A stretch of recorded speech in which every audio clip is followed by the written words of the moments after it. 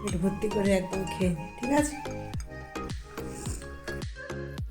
ছেলে স্কুল চলে গেছে আর আমি তারপরে এসে এক কাপ কফি বানিয়ে চলুন ভালো করে বসে একটু খাই আরামসে। আর এমনি কফি খাওয়াই হয়, তো মাঝে মাঝে আমি একটু নিজের জন্য ডিজাইন করে নিই কফিটা।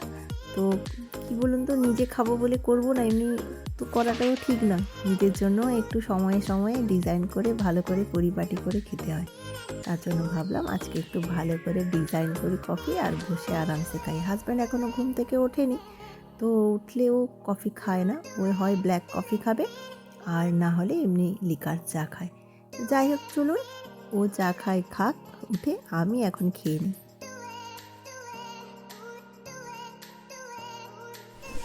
নমস্কার বন্ধুরা, কেমন আছেন সবাই? আশা করি ভালো আছেন, আমিও খুব ভালো আছি। চন্দ্রিকা লাইফস্টাইলের আরেকটি নতুন ব্লগে আপনাদেরকে অনেক অনেক স্বাগত জানাই।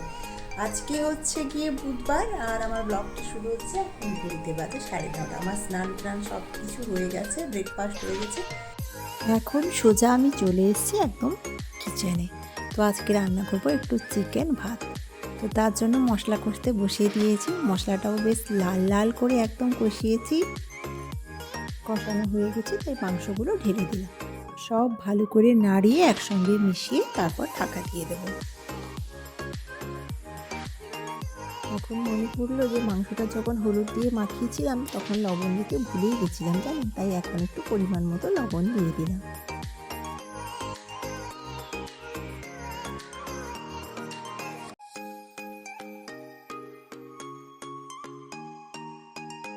কিছুদিন মেঘলা হওয়ার পরে আজকে একদম ঝলমলে রোদ্দুর বেরিয়েছে জানেন।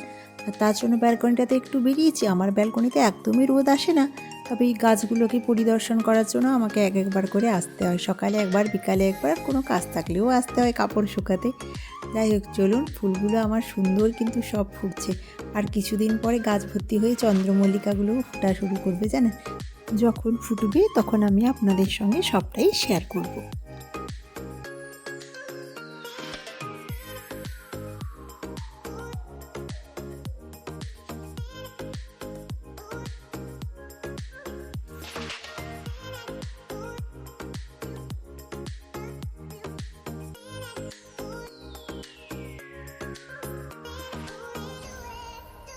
আপনাদের সঙ্গে কথা বলতে বলতে একটা অনলাইন থেকে চলে এসেছিলো পার্সেল।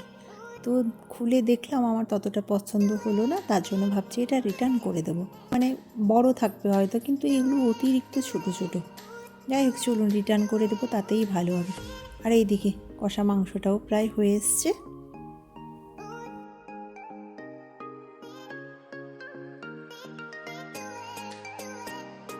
ওই যে আগের দিন আমার হাজব্যান্ডের একজন ফ্রেন্ড আছে, ওদের কাঠের মিল আছে, ওরাই আমাদেরকে বেশিরভাগ দেশি মুরগির মাংসটা দেয়। তো ওই দিন একটা বড় মুরগি দিয়েছিল, যার জন্য প্রায় মাংস বেরিয়েছিল 1.5 কেজি মতো। তো আমরা যেহেতু 3জন খাই, একসঙ্গে তো 3জন খেতে পারবো না 1.5 কেজি। তো আধা সেদিন রান্না করেছিলাম আর হাফ রেখে দিয়েছিলাম, ওটাই আজকে বের করে রান্না করেছি।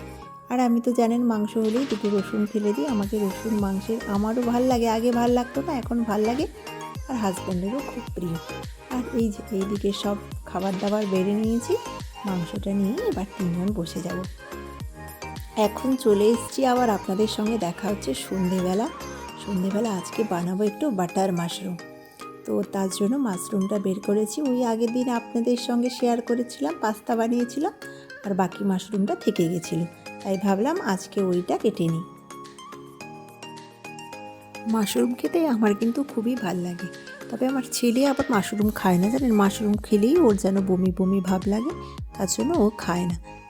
যাই হোক, এই মাশরুম কাটতে কাটতে আপনাদের সঙ্গে একটা গল্প শেয়ার করি। আমি যখন ছোট ছিলাম জানেন, আমাদের বাড়িতে তো ধানের চাষ হতো। তো খড়ের গাদা থাকতো অনেক বড়, মানে বিশাল বড় যাকে বলা যায়, প্রায় 10-12 বিঘা জমির খড়, মানে বুঝতেই পাচ্ছেন। তো ওই খড় যখন বৃষ্টির সময় মানে একদম খারাপ হয়ে যেত, পচিয়ে যেত, তখন ওর উপরে কিন্তু প্রচুর পরিমাণে ছাতু হতো জানেন।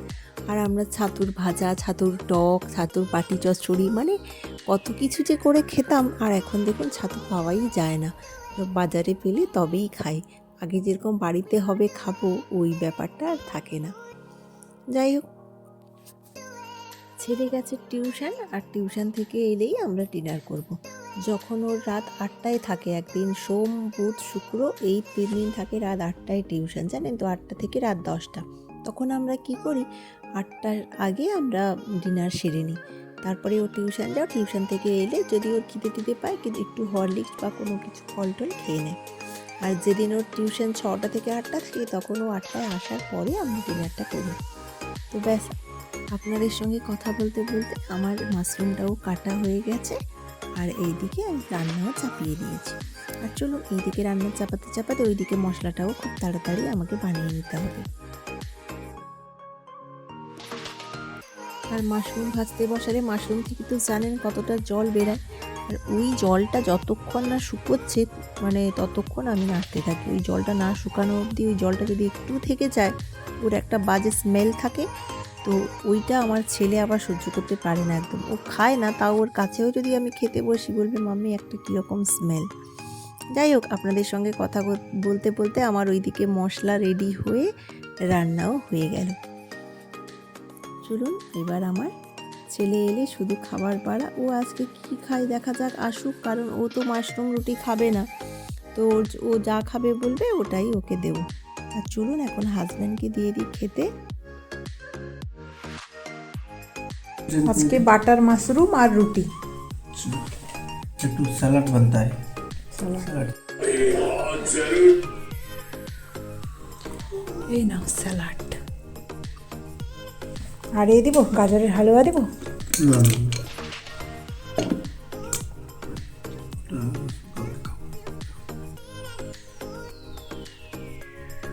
তোকে কি দিব?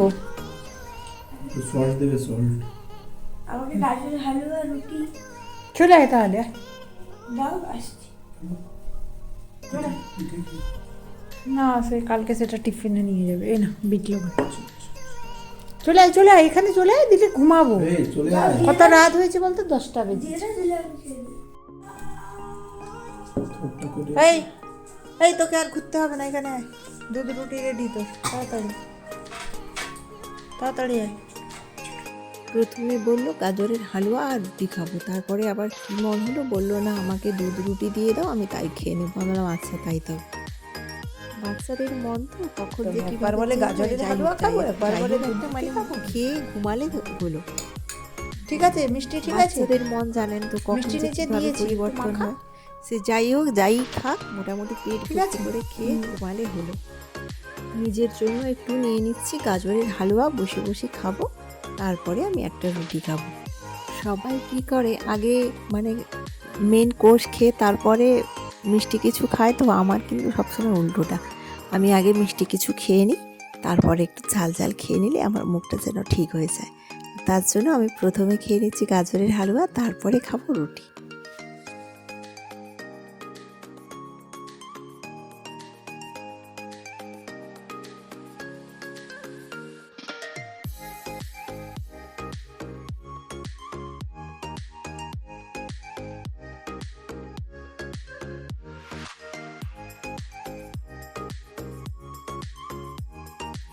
চলুন আজকের ভিডিওটা তাহলে আমি এখানেই শেষ করছি। আপনারা সকলে ভালো থাকবেন, সুস্থ থাকবেন, সাবধানে থাকবেন।